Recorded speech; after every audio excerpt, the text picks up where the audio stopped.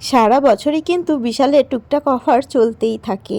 তাই রবিবারের দিন যখন ফাঁকাই ছিলাম তাই ভাবলাম চলো একটু ঘুরে চলে আসি বিশাল থেকে। যেই কথা সেই কাজ, চলে এসেছি বিশালে। ওই বিকালের দিকে বসেই ছিলাম বাড়িতে, আর এই পুচকি মেয়েটা না এখানে এসে লুকোচুরিও খেলছিল।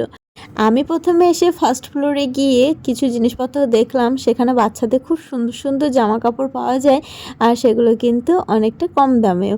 তো বাবান এসছে ওর বাবার সঙ্গে সেকেন্ড ফ্লোরে।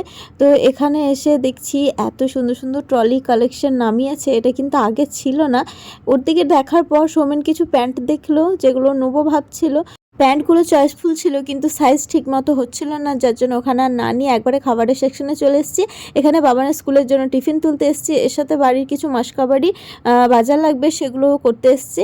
তো চলো এগুলো টুকটাক নিয়ে নিই, আর এর সাথে কিন্তু আমি জামা কাপড় চয়েস করে রেখেছি, সে দুটো যাওয়ার সময় তুলে নিয়ে যাব। তো চলো রাধে রাধে, টাটা।